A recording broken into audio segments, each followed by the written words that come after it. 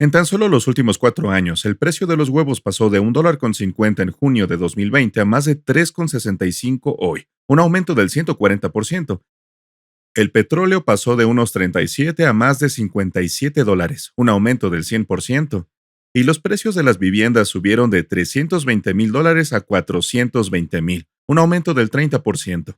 Esto provocó uno de los mayores picos de inflación en Estados Unidos desde la década de los 70, que resultó en una destrucción masiva de riqueza. Desde entonces, la inflación ha bajado bastante y actualmente se sitúa en el 2,9%. Pero a muchos les preocupa que la inflación parezca mantenerse en estos niveles, y en los últimos meses incluso ha comenzado a mostrar señales de recuperación. Un indicador que sugiere que la inflación podría estar subiendo es la línea denominada Índice de Precios Pagados por Servicios ISM. Este refleja la fluctuación de los costos de las empresas, un factor que puede influir directamente en la inflación. Cuando esta línea es alta, significa que el costo de hacer negocios está aumentando rápidamente, y cuando es baja, indica que los costos empresariales están disminuyendo. Este índice ha demostrado ser un indicador adelantado fiable de la inflación general. Si sumamos la tasa de inflación de Estados Unidos y la retrasamos unos 3 meses, se observa que la inflación está estrechamente relacionada con el índice de precios pagados por servicios ISM. Esto tiene sentido, ya que cuando las empresas se enfrentan a mayores costos, suelen subir los precios para mantener sus márgenes de beneficio, lo que en última instancia contribuye a mayores niveles de inflación. Por ejemplo, el índice de precios pagados por servicios ISM subió unos 3 meses antes del pico de inflación de 2021 y anticipó la caída de la inflación en 2022. Ahora, en 2025, este índice vuelve a subir, lo que sugiere que la inflación podría repuntar en los próximos 3 meses. Pero si profundizamos un poco más, observaremos que uno de los factores más importantes que impulsan los precios de los servicios ISM en la economía estadounidense son los salarios. Desde la pandemia de 2020, el crecimiento salarial ha experimentado un aumento, alcanzando en un momento dado los niveles más altos en 25 años. Incluso ahora el crecimiento se mantiene bastante elevado en comparación con la última década, lo que ha contribuido a las persistentes presiones inflacionarias que estamos experimentando. Sin embargo, la tendencia general muestra que el crecimiento salarial ha disminuido de forma constante desde su pico en agosto de 2022, y hay indicios de que esto continúe. Esto se puede observar colocando el gráfico de vacantes sobre el crecimiento salarial y desplazándolo aproximadamente un año hacia adelante. Se puede observar que a lo largo de la historia, las vacantes han sido un predictor bastante sólido del crecimiento salarial futuro. La razón de esta relación es que cuando hay muchas vacantes en la economía, los trabajadores se sienten seguros de encontrar un nuevo empleo y son más propensos a negociar salarios más altos. Sin embargo, cuando las vacantes disminuyen, los trabajadores tienden a priorizar la seguridad laboral, lo que reduce la presión a la alza sobre los salarios. Ahora, si observamos las vacantes en Estados Unidos, podemos ver que han estado disminuyendo constantemente desde su pico en marzo de 2022, lo que sugiere que es probable que el crecimiento salarial continúe con una tendencia a la baja. Y si el crecimiento salarial continúa disminuyendo, ejercería una presión a la baja sobre la inflación. Sin embargo, hay una salvedad. Si reemplazamos el gráfico de crecimiento salarial con la tasa de los fondos federales,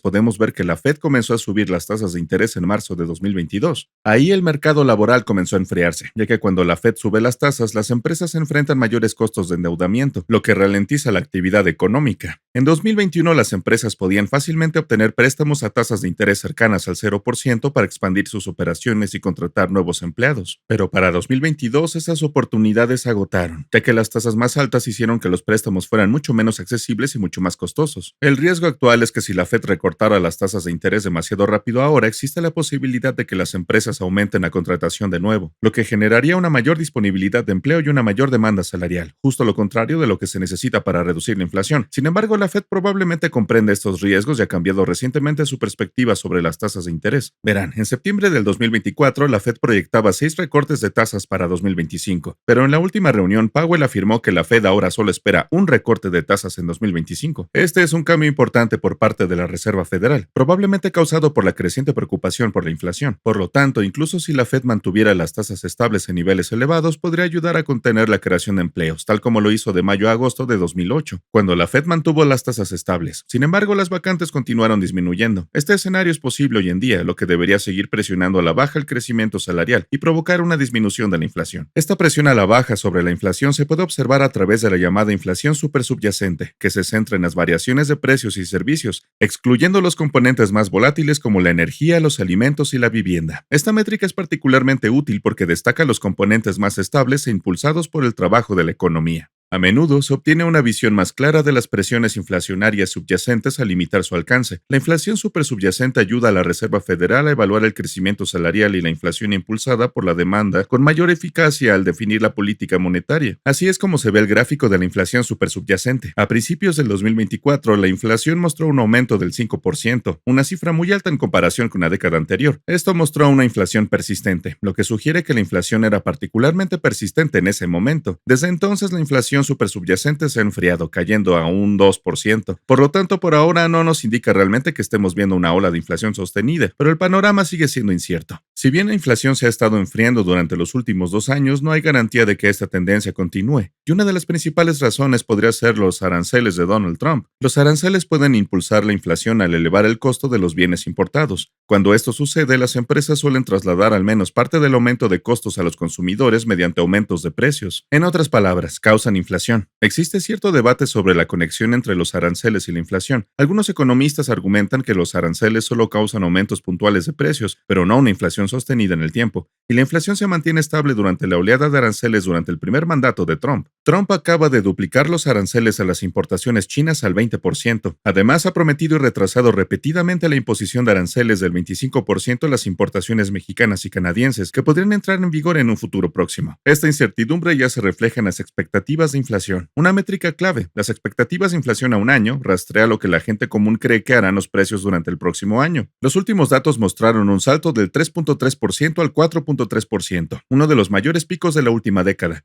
lo que nos indica que la inflación está volviendo a ser una preocupación importante. Por lo tanto, aunque hay indicios de un enfriamiento de la inflación, como la caída del crecimiento salarial y la disminución de la inflación supersubyacente, la gente sigue preocupada por las perspectivas de inflación a corto plazo, en gran medida debido a la incertidumbre en torno a los aranceles. Si estas expectativas de inflación siguen aumentando y la inflación realmente sube, la Fed podría verse obligada a intervenir y responder con firmeza. Sin embargo, por ahora ese no es el caso, y es posible que se trate simplemente de otro repunte breve como lo vimos en abril y octubre del 2023, donde las expectativas de inflación se dispararon solo para luego revertirse a la baja. Solo el tiempo lo dirá. En capital.com seguiremos brindándoles actualizaciones sobre estos desarrollos del mercado. Gracias por su atención.